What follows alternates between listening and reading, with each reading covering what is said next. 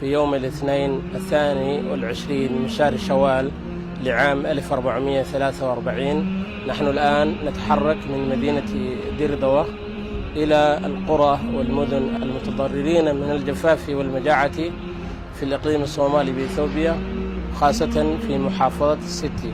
كونوا معنا.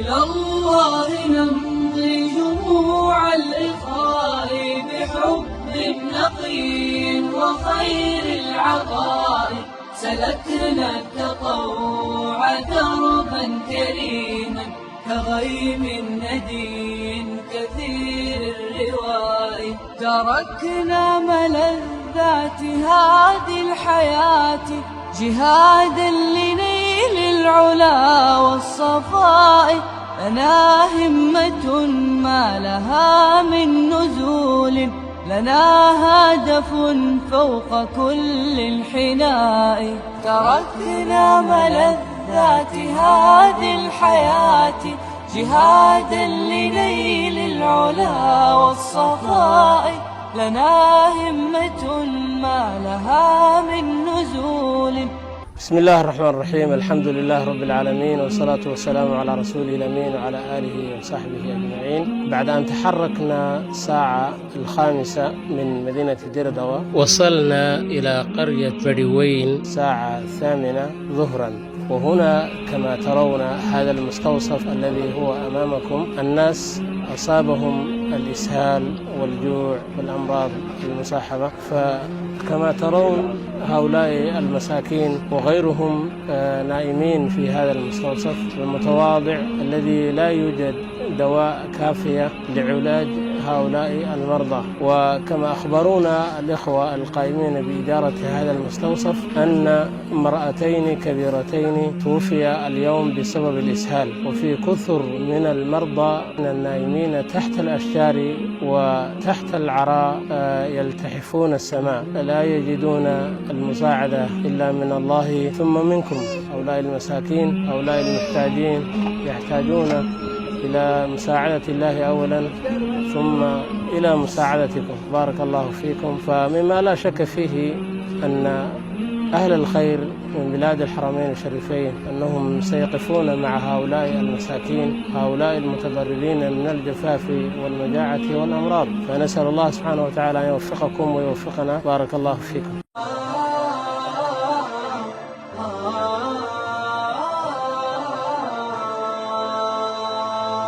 إلى الله نمضي جموع الإخاء بحب نقي وخير العطاء، سلكنا التطوع دربا كريما كغيم ندي كثير الرواء، تركنا ملذات هذه الحياة جهادا لنيل العلا والصفاء، لنا همة ما لها من نزول، لنا هدف فوق كل الحناء، تركنا ملذات هذه الحياة جهادا لنيل العلا والصفاء، لنا همة ما لها من نزول، لنا هدف فوق كل انحناء،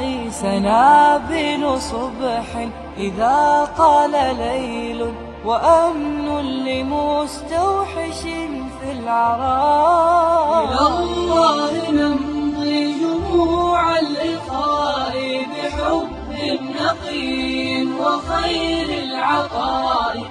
waxaan shuban wax la yaaho oon ka qaadnay yeemiska dartiisii amba gaajo yaanu marannay. bishan aan joogno joogeennani saweyne iyo joogeenna waxaa la isku haasay 20 qof. waxa u dhinteen waa shuban. أحد الشيوخ يتحدث عن المجاعة والمشاكل الموجودة في هذه القرية.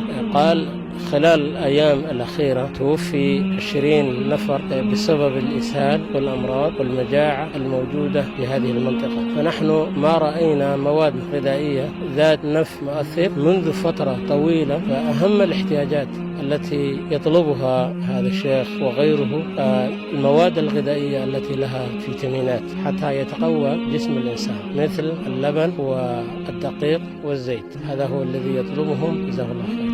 عيال ويدود مثل على الأنبا نقول شيء وقوة وين أول حارين سوينا يجوجنا ونكاس أوسما على الأنبا نشيء عيال وحلا نوينا ويجوج كمدين نساقط.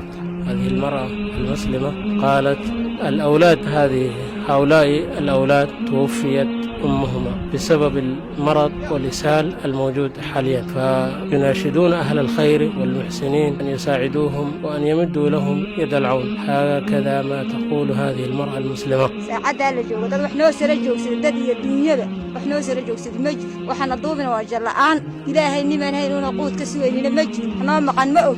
saacada aan joogno magaalada aan nimid quraac ma hayno, boos ma hayno, xoolaha wayna gabeen way wala baqtiye wixii ka noolaa waxba kama naascad. waxaan ku cashaynayna ilaahay baa garanaga waxba ma garan. كما ترون أيها الإخوة أيها أصحاب الأيادي البيضاء، هؤلاء المساكين نزحوا من مناطقهم بسبب الجفاف والحروب وغيرها.